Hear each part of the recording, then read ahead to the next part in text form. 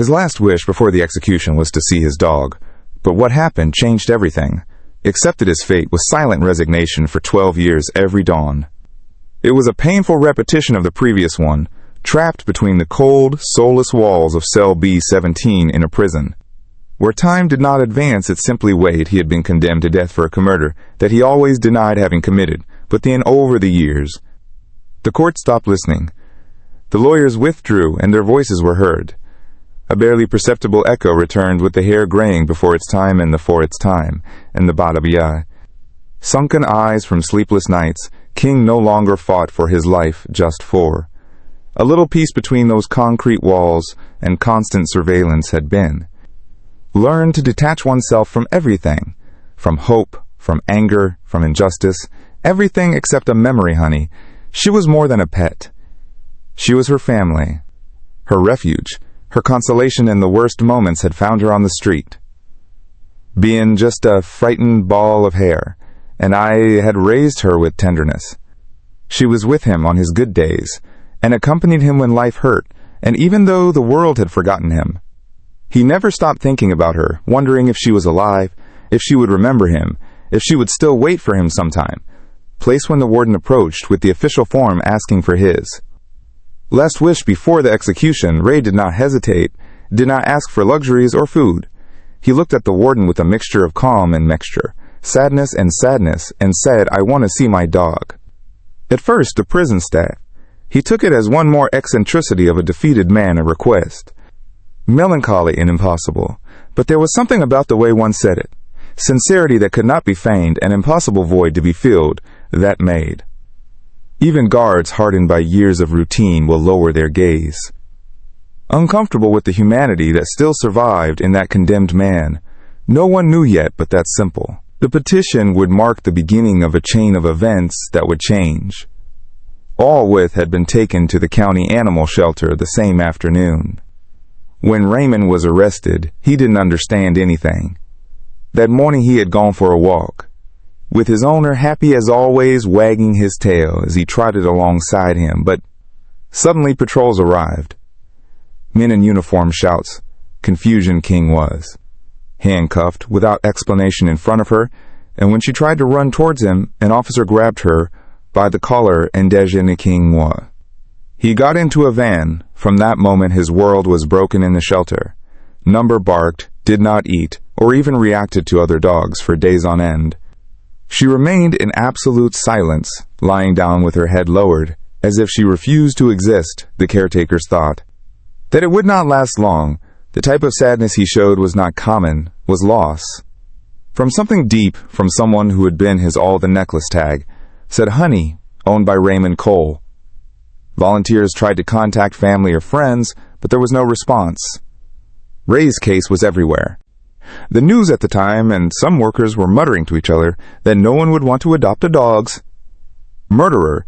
Despite that, Honey never lost the habit of walking to the door of the shelter. At the end of the day, he would sit there straight, waiting sometimes for hours, like she knew that one day her human would come for her. But the days, then weeks passed, then years, and then Angela had appeared. She started volunteering at the shelter and had a knack for connecting with difficult animals. She saw Honey in her cage, so serene and sad at the same time, and felt something immediate. He asked to take her out to. And although at first the dog did not show interest, something changed after several encounters when she was moved to the break room for evaluation. Angela sat next to her for hours. He did not speak. He did not try to caress her. Without permission, he only shared the silence in. That silence Honey gradually fell on her legs was the beginning. Something beautiful. Angela adopted it at first with the idea that it would be temporary, a way to prevent it from being. But the months passed, and she became deeply attached. Even so, never. He stopped noticing that Honey had a sadness embedded in her eyes. She slept near the door. She was frightened by the Dobbin. Some nights he moaned in his sleep. One night, while the carer Angel wrote down the plaque on the necklace and decided to look up the name out of curiosity, Cole, when entering the name. On the internet he found old articles about the case of a man accused of murder sentenced to death. Headline caught his attention. Raymond Cole arrested in front of his house. The dog had. That being forcibly removed, Angela nodded. A lump in her throat could If possible, was that the same man she read about in the newspapers and the human being? Honey had never forgotten. Weeks later, she received a call that seemed out of a dream. Was from the state prison. An officer explained to him that a death row inmate named Raymond Cole. She had requested as a last wish to see her dog, and that they had found Honey through the number registered on her. Microchip Angela was paralyzed. She didn't know what to say. Would she take that bitch, who had learned to love the reunion with a man who was about to die? What impact would it have on her and on her? But when she looked at Honey, who was watching her with those deep eyes that had been waiting for years, she didn't hesitate anymore. She agreed on the day, signed the papers, and scheduled the trip. Honey didn't know where she was going, but she seemed restless, as if she sensed something important in the back seat of the car. She looked out of the window without taking their eyes off the road. When the staff arrived at the prison, he received them with curious looks. They had never received such a wish before. Angela held the leash firmly as the guards explained that the encounter would be brief and low. Strict surveillance, but no one, absolutely no one, was prepared for what would happen when Honey saw Ray for the first time in more than a decade. That moment that began as a cackling act of compassion would change the course of their lives and set in motion something much more. Larger than anyone could imagine, King was escorted to the inner courtyard of the Kaaba prison complex with handcuffs on their wrists, flanked by 2 guards who kept their step firm and vigilant. His face reflected a strange calmness, as if he did not expect anything, as if he had already. I would have accepted that this meeting would be just the last echo of the past. Before the end, I wore a gray uniform, his messy beard and his eyes sunken by the years he had tried 1,000 times in. His head would tell me how he would react, but he didn't really know what to feel. Hands trembled without anyone noticing. The courtyard was empty, except for a figure in the background. Angela, with Honey by her side. She kept the leash tight while the dog panted nervously as if he sensed something beyond what was visible. Then Johnny rose. Her head sniffed the air and froze for a second, her eyes fixed. In King, he did not hesitate. With a shrill groan and an unexpected force, he broke off the leash and he ran with all his might towards him. The guards tried to react, tense, but the warden raised a hand and motioned for them to wait. Ray fell from kneeling on the ground just as she caught up with him. Han lunged at him, crying, moaning, pushing him with his head, licking his face, his neck. Handcuffed, he broke completely. He could not contain himself. He sank his face in the golden fur, clinging to her as a part of himself that had died years ago, cried with deep despair without words, like if all the pain contained for so long came out at once in that body-to-body embrace. The guards, they looked on in silence. Even the toughest looked down. Some murmured that they had never seen anything. So the warden, who had been in his position for decades, swallowed hard, witnessed many farewells, many deaths foretold, but never a sign-in. Reunion with so much truth. Honey didn't leave for a second. She lay down next to him, resting her head on her lap, closing her eyes peacefully. It was as if they had both returned to the only place where they had once been happy. The clock marked 10 minutes, the time limit, but no one said anything when they were 15 passed, then 20, and no one interrupted the GU. Guards knew that moment. It was not repeated. It was an act of humanity that went beyond the Angela regulations. Watched from afar, with tears streaming down his cheeks, he had understood at that moment that what united that man with that bitch was not only memory or habit, it was pure love. Love of that survives confinement, oblivion, injustice. It was as if for a moment the whole brutal system of punishment would have stopped at the mere force of loyalty. Then something else happened. When Honey Sir calmed down, he started acting strangely. He got up and stood up. Between Ray and one of the guards, the one who was closest stood still, staring at him with his ears raised, and his tense body growled first. Lower, then louder. Guard Mindle, one of the most veterans, tried to joke, saying that maybe she smelled her lunch, but Honey didn't relax. She didn't move her. Seeing him as if her instinct detected something, Angela felt a chill. Honey had only reacted. So once in all the years that I knew her was when they crossed paths in a park with a man who later became a man who, revealed as an animal abuser at the time, without knowing why. Angela, he understood that this reunion was not the end of the story. It was just the beginning of something deeper, something I hid. That time, memory, and a bitch's fidelity were about to bring Honey's behavior to light left everyone baffled. He stood motionless between Ray and Guard Mindle with tense muscles, the fixed gaze, and a persistent growl that resounded with a warning tone. Clara Rye, who knew her dog's body language perfectly, knew how to. Instant that it was not an impulsive reaction or fear. It was a signal. Honey was protecting him. Guard Mendel tried to approach by raising his hands calmly, but Honey took a step back and growled. Louder baring his teeth, the other officers began to fret, and the warden approached cautiously to calm the situation. A worried Angela quickly intervened, calling Honey by name and bending down to reassure her. Honey responded to her voice, but didn't pull her voice away. Mendel's sight, his eyes shone with more than emotion, it was distrust. Later, outside the courtyard, the warden asked for a private meeting with. Angela asked her if the dog had ever shown similar behavior. Angela, although still shocked, told her. She recounted what had happened in the park years ago with the abuser, how Honey had detected him before anyone else. She did not. He reacts like this without reason, said a man firmly that night.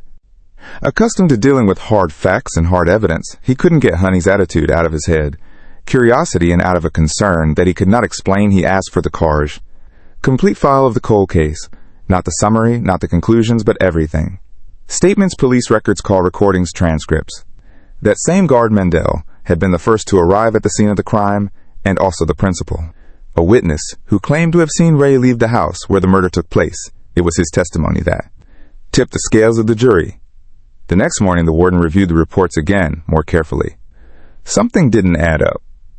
The times indicated by Mendel didn't match the neighbor's phone reports. Emergency had been recorded almost 20 minutes before the time that Mendel had declared, in addition to a camera of. Traffic, whose records were never used at trial, showed Ray in another gis, place at exactly the same time that, according to Mendel, he was leaving the Banshan. Place of the crime. How was it possible that this had been ignored? Why had no one questioned it, moved by a barg? A mixture of moral duty and an increasingly disturbing curiosity, the warden. He decided to contact a young defense attorney, Tomas Guerrero, who had shown interest in reviewing cases. Due to possible judicial errors, he handed over the files with a simple, quote, "Review this with an open mind. There is something that is not right." Tomas dedicated. The more he read the case, the more he was surprised by the statement of Mendel was inconsistent. The circumstantial evidence was weak. There were no fingerprints, only the testimony of a single officer and a sequence of poorly structured events. The case against Raymond Cole was supported by a column. Thin and fragile paper lawyer intrigued and annoyed by negligence. Honey had unknowingly ignited a spark, a simple growl, a reaction. Viscera was triggering a complete overhaul of a case that had been closed for more than a decade while Ray. He returned to his cell with his heart full of that reunion that he thought would be his last outside a show. Silent machinery driven by the intuition of a bitch who never forgot the truth. No one knew it yet but the Chak. Honey's fidelity was about to change the fate of its owner and reveal a truth buried by years of silence and indifference. Tomas Guerrero, when he saw the magnitude of inconsistencies in the case, not only felt outraged, it felt personally compromised. Never.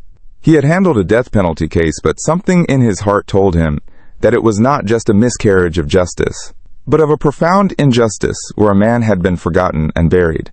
In life or the system he was sworn to protect. He assembled a small team of volunteers, young lawyers, students, Nidikine students, an investigative journalist, and together they delved into the documents. As if solving a crime in real time, the team discovered details that shuttered the alleged footprints. Found at the scene were biased with no exact match to Ray's gun. Murderer was never recovered. The original coroner's report had been edited, and it did not match the signed copy that appeared in internal files. It was evident that someone had forced the propuzzle to fit in. The meantime, inside the prison King lived.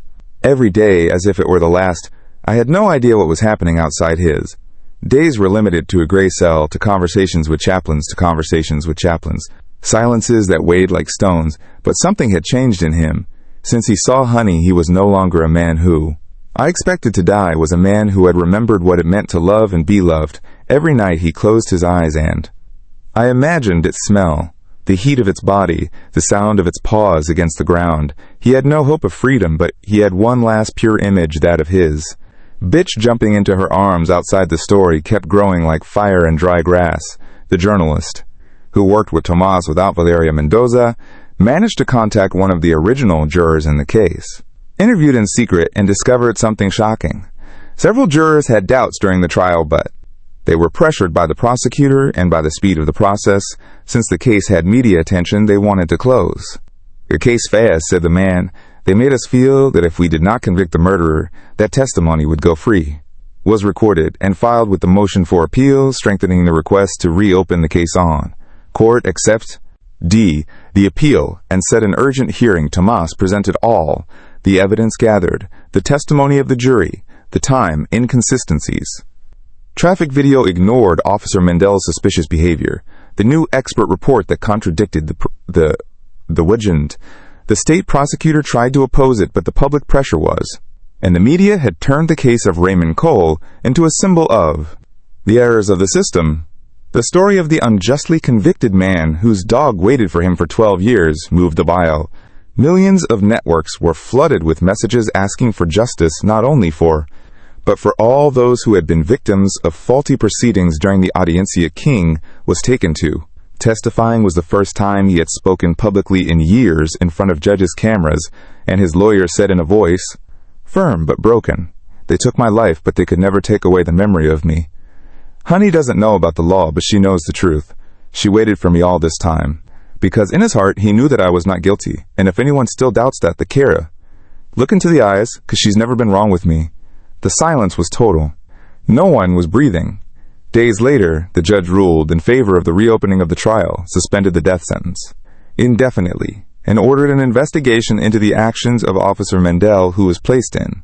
While criminal proceedings were being initiated against him, he was charged with perjury and obstruction of. Justice Raymond Cole was not released that day, but for the first time in 12 years he felt that the cage time moved again, that the cell was not his tomb, but only a pause outside.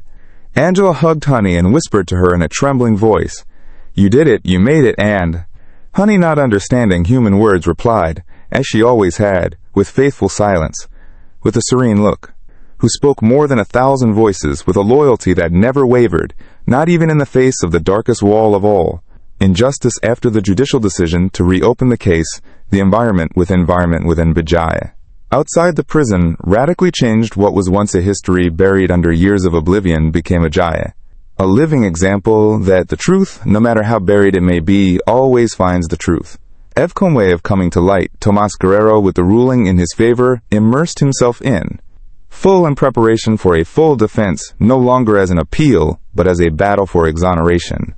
Raymond Cole's final team finally managed to access files. Inmates who had previously been sealed by the prosecutor's office in them appeared. A ballistics report discarded that. It confirmed that the type of weapon used did not match any object related to Ray, but more shocking, it was still the appearance of an audio of an anonymous call made after the crime, where a male voice said, "Know that the man arrested was not the real culprit."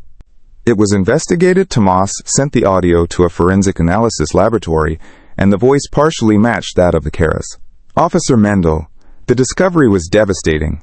Meanwhile, inside the Ray prison, she began receiving letters of support from all over the country. People moved by her story, sent her drawings of Honey, poems, photographs of his own dogs. For the first time his name was not there, linked not only to the file of a condemned man, but to that of a man with a face history and loved the guards who, before they hardly looked at him, now they greeted him with respect. One of them even approached him and said, "Your dog. He taught us more than anyone here could ever have said." King number. He talked a lot. He only wrote in his Zelda. He began to write a diary, a memoir. For Honey, every day I wrote a memory with her, from when she was a puppy to Adia said. That miraculous reunion said that it didn't matter if he was free or not, because his Alma already felt at peace. She had looked at him as if nothing had changed, as if the whole world hadn't tried to kill him. That look said he told him. Angela and Honey were invited to a national television program where she recounted the Sita sect. Full story in tears. Honey, now calmer, sat down throughout the premise. Interview. Looking at the audience as if she knew they were talking about her. When the host asked what she was talking about, had pushed to bite the leash and run to Ray that day. Angela simply replied she felt that it was his moment, that he needed her. The images of the reunion were shown on screen, and many people, they cried live. The story ceased to be just a court case. It was a symbol of unwavering love and fidelity. Days later, while Tomas was preparing the jock final request to declare Ray not guilty and close the case with his release, something unexpected happened. An ex-convict who had shared Zelda years ago with an acquaintance of Mendel's showed up at the lawyer's office with a confession claimed to have heard the man boast that he had helped a friend in the police fix a big problem by planting evidence against an innocent man too. Taking pressure off the police station, although the testimony was indirect, was enough to reopen the criminal investigation against the original perpetrators of the case. The state prosecutor, under the Cummins public pressure, was forced to issue a formal apology for the negligence in the investigation. The new hearing was set for the following week. This time Ray, he would be heard not as a defendant, but as a victim of the system, and as everyone prepared for that crucial day. Honey slept peacefully next to Angela, as if she knew that her mission was not over yet, but that every step of the way was not yet over. He was bringing his human closer to the place where he should always have been free in, when the judge pronounced the order to vacate the sentence in. That exact instant was as if time stopped. For everyone present, it was not just about to free a man wrongfully convicted, but to clear a name that had been tarnished for 12 years by the indifference, error, and negligence of a more concerned system. To close cases, then to do Justice Raymond Cole with trembling shoulders. I couldn't believe what I had just heard. I had waited too long. I had cried silently for. Endless had learned not to get their hopes up so as not to die of disappointment, but now just as it, not by luck, not by luck, not by miracle, but by luck. The stubborn loyalty of a dog who did not resign herself to forgetting him. Tomas Guerrero with tears in his eyes. Not only was he relieved, but he was proud. He knew that he had saved a life. But he also understood that what had happened was beyond any professional logic. It had been a guided struggle for something more powerful than law, something that no book taught. Honey's fidelity had been the beacon that drew all those involved to a truth that no one was looking for anymore. Every step in the case had begun with that silent scene in the visiting room when an old dog threw at his human without hesitation, without fear, without forgetting that image of him. It ought to awaken the humanity of a prison warden that pushed a young assistant to use their social networks, which moved thousands of hearts to share, to protest, to demand. It was, without exaggeration, the heartbeat of a pure ribbon that started the engine of the Brave Barca's royal justice. Outside, when Ray walked through the courthouse doors and saw Honey, the whole world, she witnessed a scene that didn't seem like this world. She didn't run like a Kara. Common animal ran as if every second without it had been a countdown. He jumped hard, slammed into his chest, and moaned between the licks as if tried to tell him that she would never leave him alone again. He held her with trembling arms and collapsed on his feet, his knees hugging her as if he were trying to recover all the years he were stolen from them. Was a scene that overflowed social networks and the media. But beyond the media noise, it was an explosion of love that no one on that street would ever forget. In that hug, no one. There was anger or resentment only, forgiveness, relief, and the deep recognition that in the bottom survived because of how they felt about each other. The following days were filled with requests, interviews, tributes, organizations for the rights of the elderly. Prisoners contacted him. Universities wanted him to tell his story.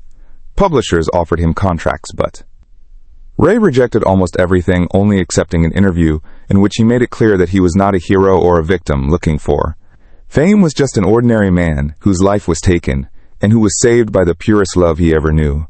Accepted an offer, a small house in the countryside furnished entirely thanks to anonymous donations went there, where he settled with Honey away from the noise near La Paz. For the first time in more than a decade, he slept with an open window. No bars, no lights.